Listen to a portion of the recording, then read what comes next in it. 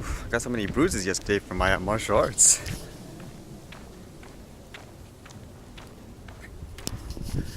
Oh, I get abused. Everyone calls me the punching machine just for endurance, so I can like spar practice with people. Like obviously like friendly, but still get hit there for like 20 to 30 minutes, and yeah, the bruises will start to develop.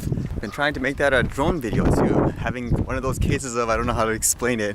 I guess in other areas you can call it like a writer's block. Like I know kind of what I want to present, but I don't know exactly how to present it. Work in progress. I'm kind of rushing myself though since it's only like a few days or a couple of weeks left.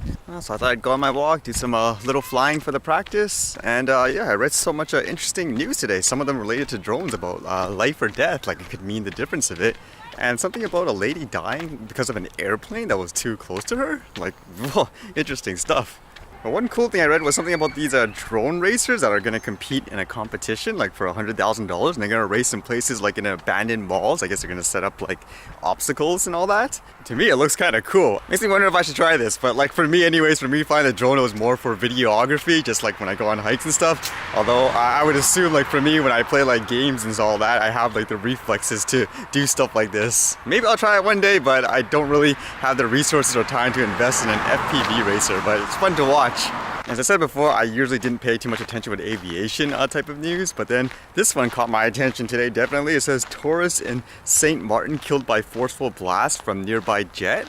I'm like, what? It says here, a 57-year-old woman vacationing in the Caribbean island of St. Maarten was killed after a blast from a nearby jet knocked her to the ground. And to my understanding, she was near a fence, so essentially the force of the wind from the jet taking off like blew her like away, literally. Now at first, the immediate thought for me was, why would a jet ever be this close to people flying like at that low of an altitude? Like, that's nuts. I mean, people are paranoid about drones flying over crowds, how about a huge airplane? But as I was researching this, apparently, like this is a normal thing. Like people around the beach, they actually go here as a tourist attraction to see planes flying this slow. And there's people that actually hold onto the fence, I guess as like a thrill, a seeker type of thing. And there has been people that got injured by it, by the looks of it. Like a girl getting blown away like at the fence, smashing her head by the looks of it right into the cement or whatever. Ouch. Now apparently there are signs to warn people about this, but it kind of makes me think, like in general, like with this unfortunate situation, why is it, like for example, in a lot of people's mind, like an aircraft is perfectly acceptable to be that close flying above people? It's like, okay, whatever, it's your risk. Whereas like for a drone, it's nope, I have to protect everyone. Even this little tiny 250-gram drone above your head is way too dangerous.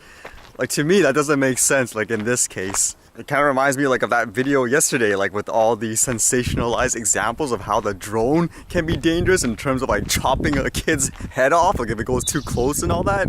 Whereas the cases like this, you have real examples of danger, yet for some reason this is an acceptable form of risk. To me anyways, it kind of brings up the conversation with drones of what exactly is acceptable risk in the public. Because when you look at things like this, obviously the tolerance level is pretty high if you're willing to have huge airplanes flying over people where stuff like this can happen. Like even by the looks of it, even if you didn't want to see the plane or whatever, like in the fence, you're still gonna get blown by the wind to a certain extent, so it's a acceptable risk. So why is it so overblown like when it comes to the drones? Again, like be safe, but yeah, it just doesn't make sense in many ways.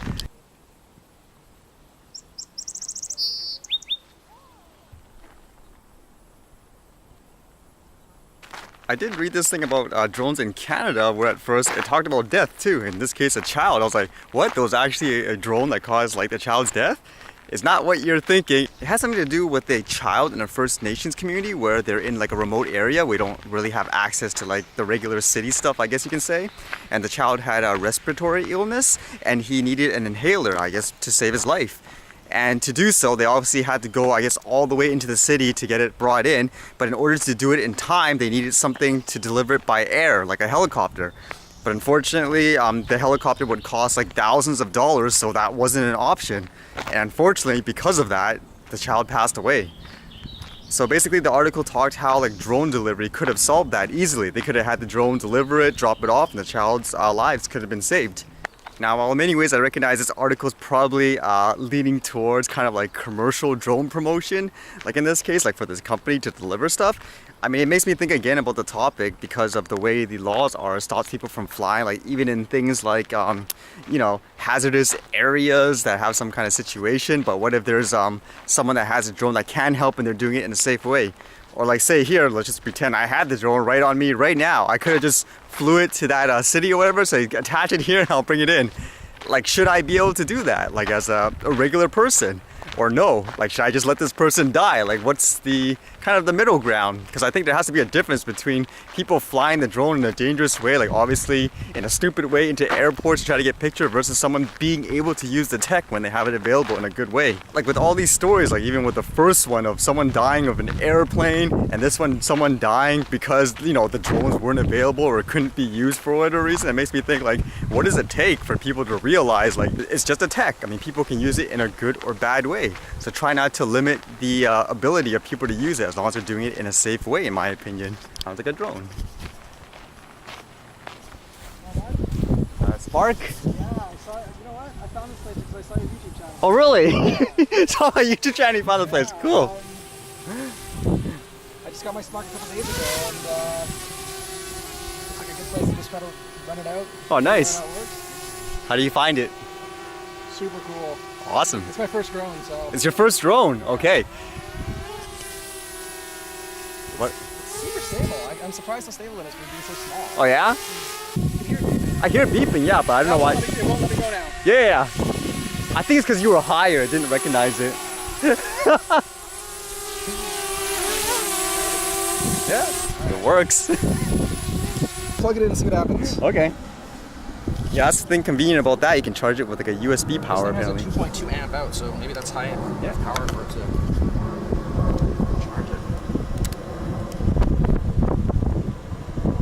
Yeah, some of the reviewers were really hyped on that. They could charge it in their backpack or in their car when they're driving to the site. Track and stuff. You want to be followed by it? On yours? I'll follow you with this. Does it do that? Yeah. Okay. Let me launch in the air. Let's see if it works. Go for it. See if it follows it. Is it? Okay. I think the Spark topped out at about 12 miles an hour. Oh, really?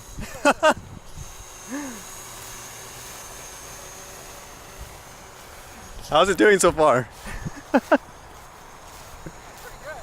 You can't get away! This is what people are afraid of. Exactly. Wow, yeah, that's awesome.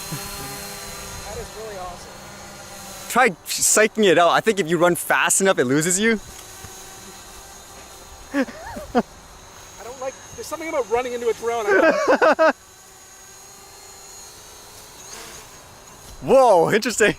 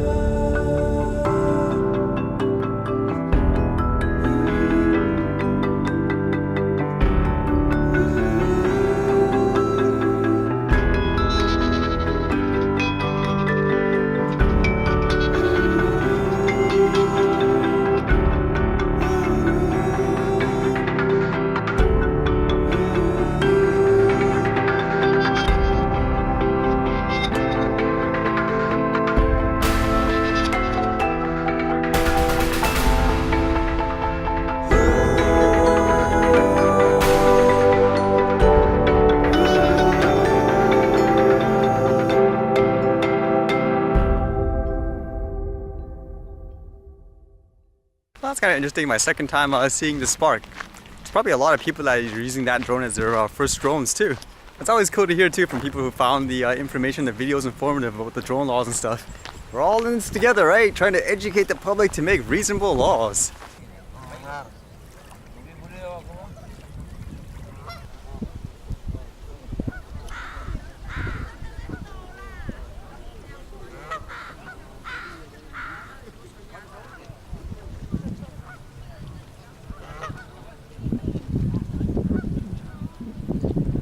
It looks so weird. It's like doing a limbo with its neck.